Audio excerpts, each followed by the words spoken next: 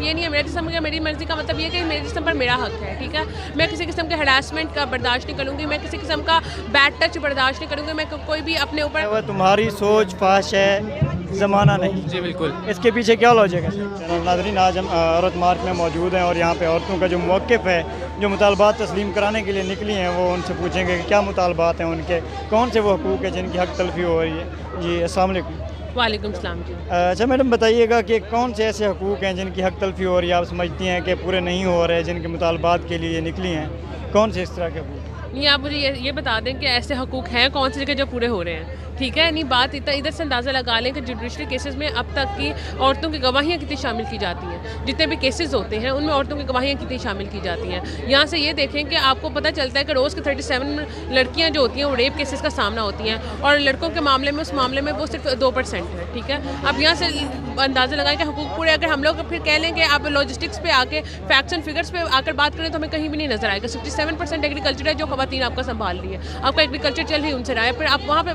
बात करें कि हकूक़ पूरे हो कहाँ पे रहे हैं और वो क्यों ना निकले बगैर किसी कॉज के और बगैर किसी भी वजह के, क्यों ना निकले वो बाहर। तो क्या आप क्या समझते हैं कि औरत मार्च करने से और इस तरह के मुतालबात मनाने से क्या आपके मुतालबात मान लिए जाएंगे या फिर जो रेप केसेस हैं इनकी जो रेशियो है कम हो सकती है?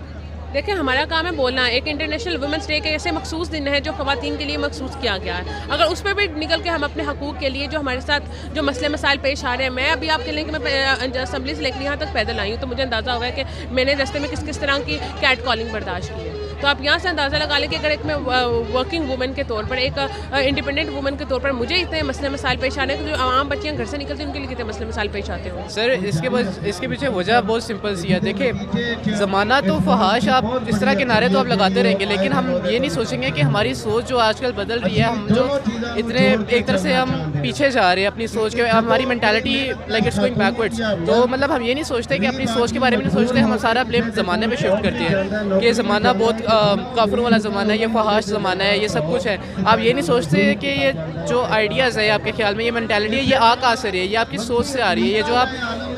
ये जो आप देखते हैं न्यूज़ वगैरह पे, आपको एक अपने रिलीजन से आपको एक होता है, आपको एक फील होता है like you feel sort of attach to your religion.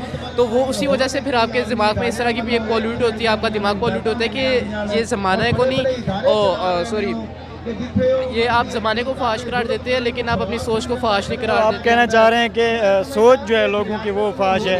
अगर हम कहना चाहते हैं कि तनकीद होती है, जैसे सोशल मीडिया पे तनकीद होती है कि इस तरह के कपड़े पहनेंगी तो फहाशी फैलाएंगी तो इस तरह से रेप तो होंगे, ये चीज़ें होंगी, आप यही कहना चाह रहे हैं? तो बुरके वाली औरतों को भी इस तरह छेड़ा जाता है। जी बिल्कुल। तो आपके नारे का बेसिकली ये मतलब? जी बिल्कुल। देखिए, हमारी सोसाइटी के अंदर there is not a single women who is safe from this kind of acts ना। हमारे हर औरत को आप क्या कहते हैं, एक औरत जो भी हमारी बाहर जाती है उसको हम तनकीद का निशाना बनाते हैं। हम उसको कहते हैं कि तुमने कपड़े क्यों पहने हुए, हम उसके सबसे पहले उसके कपड़ों पे देखते हैं, हम तनकीद करते हैं। ये नहीं सोचते कि हम ये तनकीद का मकसद क्या है, मतलब क्या इस्लामी रियासत बनाना मकसद है? इसका कोई इस्लामी रियासत से ताल्लुक़ नहीं है, इसका ताल्लुक़ सिर्फ हमारी सोच से, और हम एक तरह से डोमिनेट करना चाहते हैं। वी वांट टू डोमिनेट और वुमेन। हम चाहते हैं कि वो हमारे अंडर है, हम उनके ऊपर ये कहते हैं एक स्ट्रॉन्ग होल्ड बनाई रखें। और ये सारी चीज़ें हमारी जाती हैं सोच पे, जो हम जहाँ से हम सीखते हैं ये बातें इंटरनलाइज करते हैं और फिर हम ये बातें प्रोजेक्ट करते हैं जाके दूसरी औरतों पे। ठीक है सर, आप क्या सोचते हैं ड्रेसिंग का फहाशी के साथ कोई ताल्लुक नहीं? बिल्कुल कोई ताल्लुक नहीं है। देखिए, फहाशी तो ये तो एक सिर्फ नारा है फहाशी का था, जिससे क्या कहते हैं आप औरतों के ऊपर गाली गलौज कर सकते हैं, आप औरतों को तशद्दुद का निशाना बना सकते हैं। फहाशी बहुत मतलब इसका कोई ताल्लुक नहीं है। अगर आपने अच्छी सोसाइटी बनानी है, एक पॉजिटिव इक्वालिटेरियन सोसाइटी अगर आपने बनानी है, तो इससे फहाशी को टैकल करने से कुछ नहीं होगा, अपनी सोच को टैकल करने से आपका जितने भी चीज़ें हैं वो आएंगी। जी बहुत शुक्रिया, थैंक यू।